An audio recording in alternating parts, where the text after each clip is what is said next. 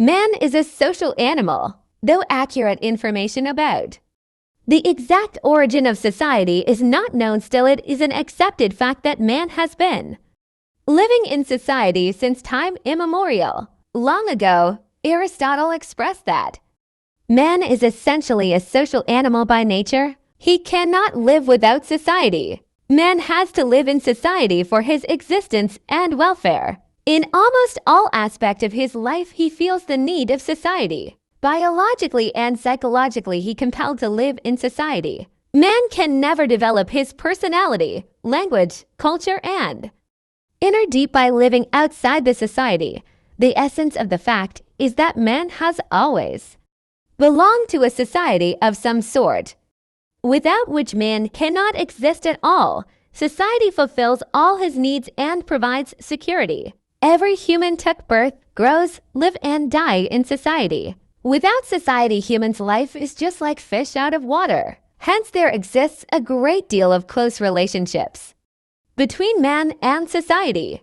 Both are closely interrelated, interconnected, and interdependent. Relationship between the two is bilateral in nature. But this close relationship between man and society raises one of the most important questions, i.e., in what sense man is a social animal? No doubt Aristotle said so long ago. However, man is a social animal mainly because of the following three reasons. 1. Man is a social animal by nature. 2. Necessity makes man a social animal.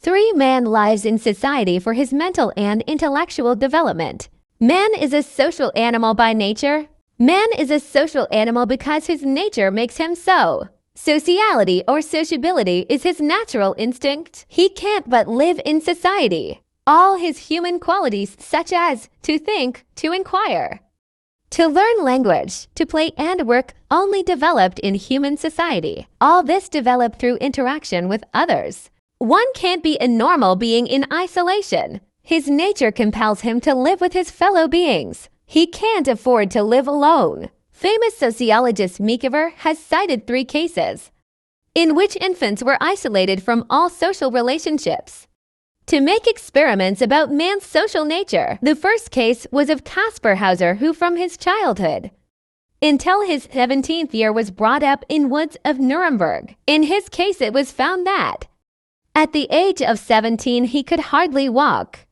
had the mind of an infant, and mutter only a few meaningless phrases. In spite of his subsequent education, he could never make himself a normal man. The second case was of 2 Hindu children who in 1920 were discovered in a wolf den. One of the children died soon after discovery. The other could walk only on all 4, possessed no language except wolf-like growls. She was shy of human being and afraid of them. It was only after careful and sympathetic training that she could learn some social habits. The third case was of Anna, an illegitimate American child who had been placed in a room at age of 6 months and discovered 5 years later. On discovery, it was found that she could not walk or speak and was indifferent to people around her. All the above cases prove that man is social by nature. Human nature develops in man only when he lives in society.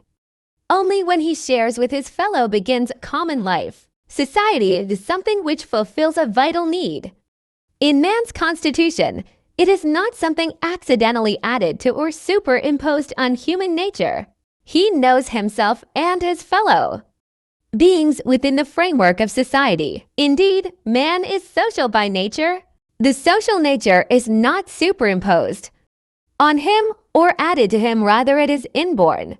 Necessity makes man a social animal. Man is a social animal not only by nature, but also by necessity. It is said that needs and necessities makes man social. Man has many needs and necessities. Out of these different needs, social, mental, and physical needs are very important and needs fulfillment. He can't fulfill these needs without living in society. All his needs and necessities compel him to live in society. Many of his needs and necessities will remain unfulfilled without the cooperation of his fellow beings. His psychological safety, social recognition, Loves and self-actualization needs only fulfilled only within the course of living in society. He is totally dependent for his survival upon the existence of society. Human baby is brought up under the care of his parents and family members. He would not survive even a day without the support of society.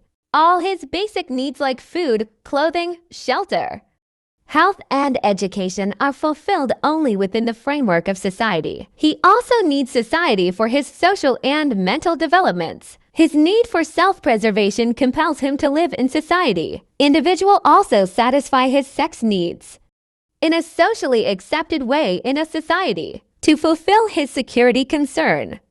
At the old age, individual lives in society. Similarly, helplessness at the time of birth compels him to live in society. And nutrition, shelter, warmth, and affection need compels him to live in society. Thus, for the satisfaction of human wants, man lives in society. Hence, it is also true that not only for nature, but also for the fulfillment of his needs and necessities, man lives in society. Man lives in society for his mental and intellectual development. This is yet another reason for which man is a social animal. Society not only fulfills his physical needs and determines his social nature, but also determines his personality and guides the course of development of human mind.